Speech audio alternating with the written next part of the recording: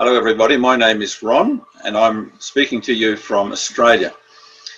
Today's topic is about the reasons we believe in an all-powerful creator. Now we're going to look very simply at the choice that we have between believing in a creator God and the alternative, which of course is Darwinian evolution. We're going to show you why we place our faith in God and therefore trust the Bible that He's given to us to explain His purpose with the earth. And the main reason we want to talk about today is that God is a brilliant and wise creator of all things. When you think about the fact that we are here, we have brains that can think, we can analyze things, we can look around us and we can look at nature under a microscope, and we can go out and we can see the incredible things that exist around us on every side. We're faced with a very simple choice.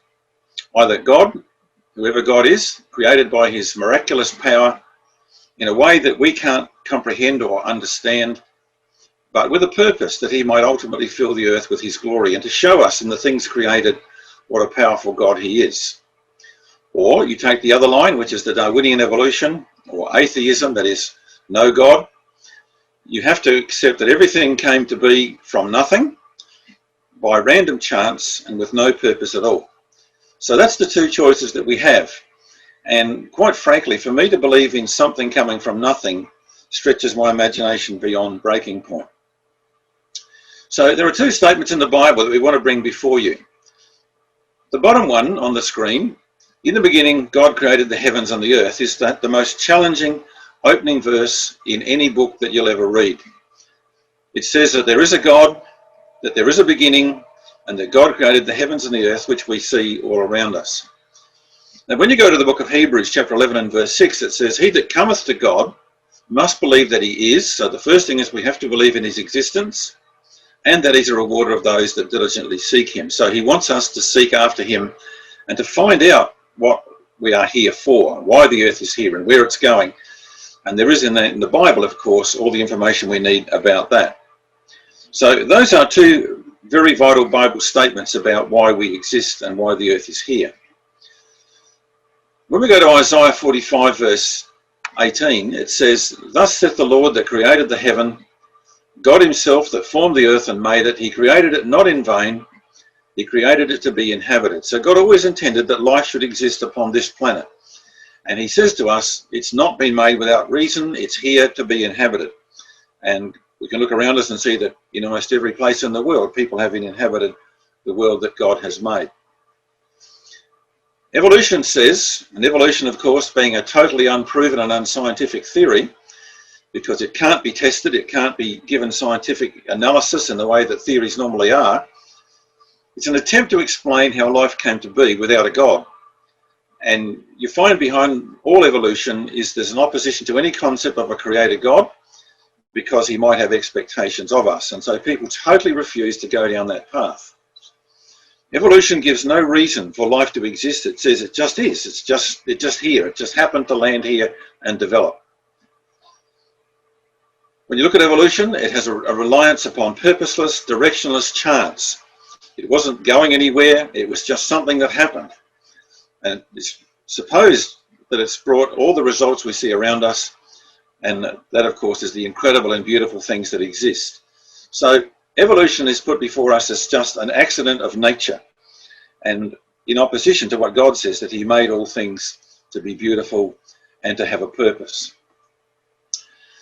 We might ask the question, why is evolution so popular? Why is it in all the textbooks of our schools? Why is it the basis of academia? Well, when you go into the subject, you find that most academic organisations, universities, are funded by secular or humanist-based governments. So the concept of a God is not acceptable in those organisations. Scientists and professors who believe in intelligent design are soon sidelined because they don't support the generally accepted concepts about having no God and accepting evolution, which is unproven and unscientific. But funding and jobs depend upon accepting the norm. The reason people don't want to accept the possibility of a creator is they don't want to face up to the possibility of accepting a creator God, because if God made us and God made the world, then perhaps He expects something of us in response. The greatest thing about evolution is that it's constantly published as a fact. And you would have seen the charts that in every scientific textbook that they put before our children in biology textbooks, that you see this chain of evolution through the species, from perhaps a monkey to a man, or from a tiny little horse to a massive horse. And these are published as facts, but they do obtain, by that virtue of that being published that way, that they get a far greater belief than they actually deserve. Professor Henry Morris, who was a very noted scientist in England, said this: the main reason that most educated people believe in evolution is simply because they have been told that most educated people believe in evolution. And you can see how circular that argument is. What is the evidence to believe in God? Well, we look at the creation, absolute perfection of all the conditions necessary for life on Earth. The brilliant and incredibly complex DNA that we're beginning to understand more and more completely as time goes on. The intricacy of creation, the amazing inbuilt instincts that animals and plants have, all of them indicating creative intelligence and design. The wisdom of complementary created things, how plants and animals work together, and animals work together, and insects and plants work together, and all the programmed abilities that are passed on through the generations without education. And it's just amazing when you see that an animal can pass on to its offspring all the knowledge and wisdom and inbuilt instincts that it has itself. So we have some amazing things about creation. Let's examine a few of these examples. An Earth created for life. 122 factors are now known that make life on this planet possible. We won't go into all of those except to mention a couple of them in a moment. If you varied most of those just by a slight variation of a couple of %, then life would soon disappear. So we have a perfectly balanced planet in a perfectly balanced place in the universe. With the right distance from the sun, we have an ozone layer that protects us from harmful killer rays. If the Earth was 10% larger or smaller, life could not exist. We have oxygen and water, not found on any other planet as far as we know. The moon is located exactly correctly to cause essential tidal movements, and the Earth's tilted axis brings the seasons in turn. So we have a planet that was an incredible example of perfect design for life to exist. It has a precise magnetic field. We have the relative size of the sun and the Earth, which of course again is part of the factors of life. The existence on Earth of carbon, hydrogen and oxygen, which are not found on any other planet, and that's a very important factor. Look what this scientist says about it. Lawrence Henderson, a biologist. There is in truth not one chance in countless millions of millions that the many unique properties of carbon, hydrogen and oxygen, and especially their stable compounds water and carbonic acid, which chiefly make up the Earth's atmosphere, should simultaneously occur in the three elements.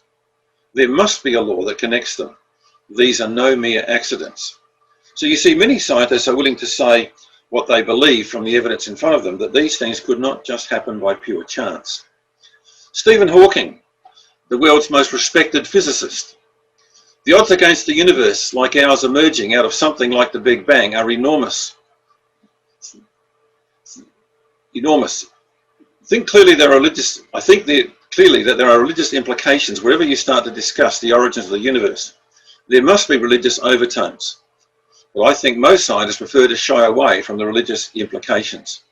So again, you can see that some of the noted people in the world, the noted thinkers in the world, are starting to look at the obvious example of creation. So we say it takes more faith, blind faith, to believe in spontaneous evolution than to believe in an intelligent creator. This is a very common thing that creationists use, but it's a good example.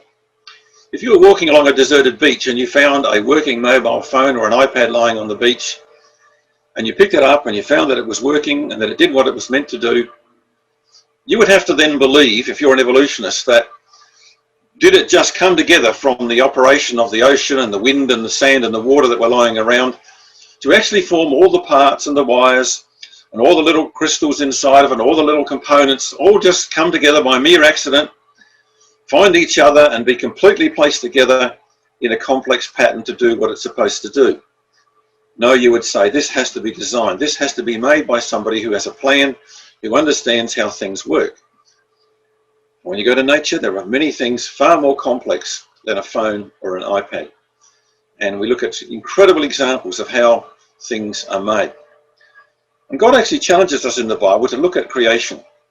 He says this, "Ask now the beasts, and they shall teach thee, and the fowls of the air, and they shall tell thee. Will speak to the earth, and it shall teach thee, and the fishes of the sea shall declare it unto thee. Who knoweth not in all these that the hand of the Lord hath wrought this?" In other words, look at the evidence, examine nature, examine creation, and make the obvious conclusion about an intelligent design. We're going to start with a little gecko. Now, when the Bible was translated in 1611, the translators didn't know what a gecko was. But we have a lot of these in Australia and, of course, through most temperate climates in the earth. The geckos can walk anywhere. They can walk up your wall, they can walk across your ceiling upside down, they can walk on glass. How do they do it? Well, in the Bible it talks about the gecko. The translators in 1611 put in spider because they didn't know what was being referred to. But it says this, "There be 4 things upon the earth, but they are exceeding wise." So God says, I'm going to show you a little creature that is incredibly intelligent, incredibly well made. "The gecko taketh hold with her hands and is in the king's palaces." So they put in spider because they didn't have any idea what the Hebrew word indicating a gecko meant.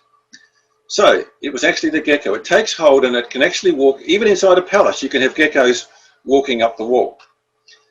How do they do it? How do they walk on glass? Well, with microscopes we now understand.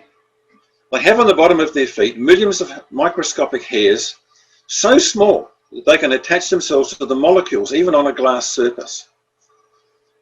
Each microscopic hair splits, exposing up to 1 billion tiny little spatulae to act like an adhesive. And so this is an amazing little creature that can actually walk anywhere as God said it could.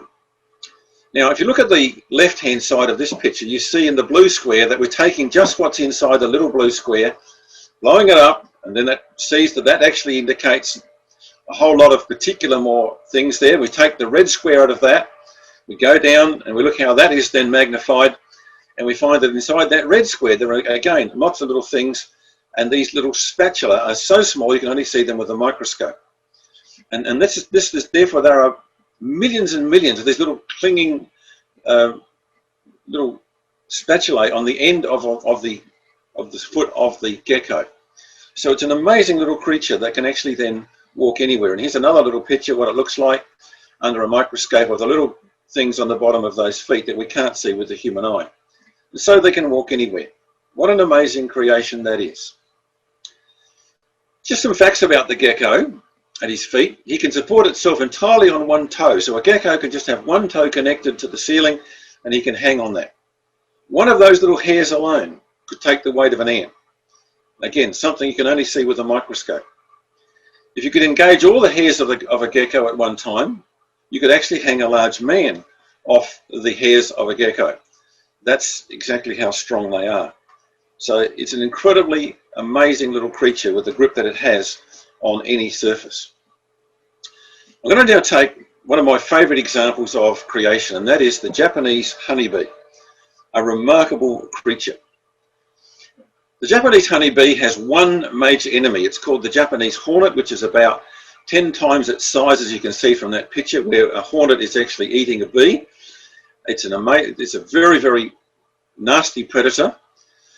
What they found is when they brought European bees into Japan is that the Japanese hornet quickly cleaned out all the hives of the European bees and their larvae, and they were a total disaster. They could not find any way to fight this particular hornet. And yet the Japanese bee has survived for centuries with the Japanese hornet. How do the Japanese bees survive against this hornet? Well, God says he's put wisdom into these little creatures. So what they do is when the hornet arrives at the hive, the Japanese bees do something the European bees don't do, and that is they jump all over the predator. They don't sting it, they all just jump on him and totally enclose the hornet in a mass of bees. They then vibrate their bodies over about 15 minutes to create heat up to 47 degrees. The hornet expires at 45 degrees. The bees have a tolerance to 48 degrees. Now you think about it, how did the bees work out that this was going to work? And why don't the imported bees evolve this defense? Well, God's created the Japanese hornet and the Japanese bee to be in the same place so that one won't wipe out the other, and that the honeybee can exist without the threat of total annihilation by the hornet. But what an amazing thing. And here is a picture of a swarm of Japanese honeybees suffocating and killing the invading hornet. So you can see they've created this hot little ball around him and they actually cook him to death. And God says, I have put wisdom in the inward parts. He's given those little bees, and the bees, of course, only live for a couple of months, but he's given them that wisdom, passing on to every new bee that is born exactly what to do if a hornet arrives. And that just shows you the amazing instinct in creation. Now, here is a little summary of that. The believer in creation says it's a bee, it makes honey, it builds hives, it flies, it's amazing, created by a higher power, which is the obvious conclusion. And the bee's amazing attributes testify to the power of divinity of the creator. The evolutionist says mindless, unguided causes, evolving through mindless, unguided processes, and I refuse to look at any other possibility. And of course, you have to make this choice, this very simple choice between the obvious and the stubborn. God says this, who has put wisdom in the inward parts? Think about the instincts of animals, the way they work with other plants and creatures. The little hummingbird that we started with, able to flap its wings 70 times a second to become the perfect helicopter and so be compatible to the plants with which it works. Working with other plants and creatures. We have in Australia a thing called the clownfish that works with a poisonous anemone. And the clownfish is not hurt by the poison of the anemone, but every other fish that the clownfish attracts is eaten by the anemone. And so they work together. The amazing thing is that when the anemone has finished its meal, it spits out the remnants for the clownfish to be fed. Camouflage, we'll talk about that in a moment. Migratory knowledge, how do birds and fish pass on migratory knowledge to the generations? Homing instincts, amazing senses of smell and hearing. Foreknowledge of the weather, animals know when the weather's about to change. Radio location such as bats use. In this picture, we have something quite amazing. If you look at that, you'd say it's just a bunch of dry leaves. But there's actually something there, and it's a lizard. And this is a little lizard. Even his eye looks like part of the leaf. He's there on the top, and you can see his leg down on the other leaf. Exactly, that's what he looks like when he's not sitting on a leaf, but he can change colour, even the colour of his eyes, to match the leaf that he's sitting on, so that he can catch his prey. Amazing camouflage. He can blend in with his surroundings, he can change colour to match the leaves, even the eyes are hidden. Evolution can't explain a creature like that, which is capable of hiding itself by changing its colour to match the leaves. And of course, we could talk about chameleons and things like that that do exactly the same. All they can say is this must have been the most well-evolved of all the creatures that existed and so survived and others perished. Again, it just shows you the gap in thinking when you look at the creation. We're going to go quickly through the human eye. It's an amazing thing with so many parts. But God says the hearing ear and the seeing eye, the Lord hath made even both of them. An incredible design is the human eye with its iris, its cornea, its pupil, and the millions of connections between the iris and the brain, so that what comes into our eyes by way of light is translated into images that we can see in our head, and we can actually then know exactly what is around us and in front of us at any one time. So many things about the eye are made for quick adjustment. What is amazing that when we are conceived, 1 million optic nerves grow outward from both the eye and from the brain. And they're like fibre optic cable. They grow through the flesh and they have to find their compatible partner on the other side of the womb. Each of the 1 million optic nerves has to locate the precise counterpart to function correctly. Once the eye is operational, it can adjust at phenomenal speed to light variations, spherical and chromatic aberrations, distance and movement. Just think of a ball coming at you, perhaps a cricketer that can actually see a ball coming so quickly, and then to be able to react with the hand being in the right place is quite amazing, because it has to then take the movement of that ball and translate that into information to go to the brain to set the hand in motion. Absolutely amazing how quickly the eye can respond. Some other facts about your eyes that are interesting. There are 2 million working parts, 8 million cone cells that detect colour, 20 million rod cells that detect contrast, can distinguish 500 different shades of grey. We blink 4 million times a year. Eyes are not need to be rested. It's the strongest muscle in the body, and it changes shape for different distances, pupils that dilate for light intensity. You know, the adjustment that happens when you walk from a dark room to a light room. In nature, there are so many different types of eyes, and they all work and do what God has designed them to do. Now, God's challenge is, he who planted the ear, does he not hear? He who formed the eye, does he not see? Darwin said this, that the eye, with all its inimitable contrivances, could have been formed by natural selection seems, I freely confess, absurd in the highest degree. And we totally agree with Charles Darwin. So life shows the existence and the plan of God. Every faculty proves the purpose of its existence. So you look at things and you say, well, it's here for a reason. The human mind, just look at these things that we can do. We can love, we can have spiritual thoughts, we can reason, we can think, we can believe, we can calculate, we can have pride, we can show gratitude, we can discern right from wrong, have morals, values. God has created in humans an exceptional brain to do these things. And so God says, here's my challenge. Thus saith the Lord, the Holy One of Israel, and his Maker, ask of me things to come concerning my sons and concerning the works of my hands, command ye me. So God says, look, I want you to inquire. I want you to ask why you are here, why you see such beautiful created things around you. I have made the earth and created man upon it. I, even my hands, have stretched out the heavens, and all the host have I commanded. And God says, look, the creation, the wonderful intelligence you see around you, the wonderful things that I have made, give you the confidence to come and ask of me things to come. Ask me about the future. I predict the future, I control the future, I can tell you the purpose that I have with this planet on which you live. And so God says the creation is a challenge to follow up and to actually ask God about the things that he has planned for us in the future.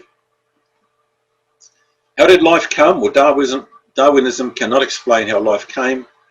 It only suggests that it's somehow spontaneously generated by accident in some mineral soup and then decided to evolve upward by mutations. Evolution offers no explanation for the amazing DNA and the complex coding that we're now getting to understand. A couple of quotations from a biochemist and a mathematician. This is George Wald, a biochemist. One has only to contemplate the magnitude of this task to conclude that spontaneous generation of a living organism is impossible. So there's a scientist that doesn't believe that can happen by chance. A mathematician looking at the statistical odds. The hypothesis that life has developed from inorganic matter is at present still an article of faith. And we certainly agree with that comment. It is one of the greatest leaps of faith that you can ever imagine, to believe that everything came from nothing by chance. A couple of lovely quotations I like. One by a biologist. The probability of life originating by accident is comparable to the chance of producing an unabridged Oxford dictionary as a result of an explosion in a printing factory. Or a more modern one, it's about the same odds as expecting a bomb in a metal scrapyard producing a functional jumbo jet plane. You can see most intelligent people look at this and say evolution is an impossibility. And yet they still say it all happened by pure accident. Well, the Bible says that people are determined not to believe what they see obvious in front of their eyes. This is Weymouth's translation of Romans 1 verse 18 to 23. For God's anger is being revealed from heaven against all impiety, that is godlessness, and against the iniquity of men who through iniquity suppress the truth. And that's what we believe is happening with the preaching of evolution. God is angry because what may be known about him is plain to their inmost consciousness, for he himself has made it plain to them.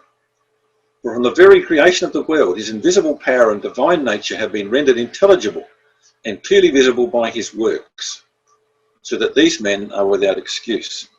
And to that we say amen. The suppressing of the truth about God is happening through the process of believing evolution. And God one day will bring men to account for that. So what are our conclusions? The universe is created with an amazing precision, an incredibly fine balance of components. Our planet is perfectly placed and equipped to support life. At least 122 amazing factors make life possible. Therefore, we have every reason to believe that God exists and has placed us here for a purpose. And we encourage you to seek out what that purpose is by turning to the Word of God, the Creator's instructions, the Maker's instructions, to find out what God has in store for all of us. I'm going to leave you with 3 Bible quotations. One we looked at right at the start. Thus saith the Lord that created the heavens, God himself that formed the earth and made it. He hath established it, he created it not in vain. He formed it to be inhabited. I am the Lord and there is none else. So God says the earth is here for a reason, and that reason is that one day he intends to fill it with his glory. In Exodus 31, God said, it is a sign between me and the children of Israel forever. For in 6 days the Lord made the heaven and the earth. On the 7th day he rested and was refreshed. And again we have the declaration by God, the earth was made and equipped in 6 days. And Jesus, in some of his teachings, also mentioned about the beginning of the creation which God created under this time. And it's interesting, isn't it, that some people try and believe in Jesus but also in evolution. So we leave that to you as a challenge. Make a decision about what you see around you. Make a decision about the evidence you see and the wonderful things that are created.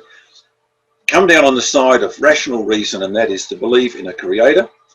Perhaps we don't fully understand how God can exist outside of our current knowledge, but the universes are so wide, so expansive, and so unexplored that we believe in a great power out there that made all these things. It's a more logical faith than believing in evolution, which says everything you see came from nothing by random chance. Thank you.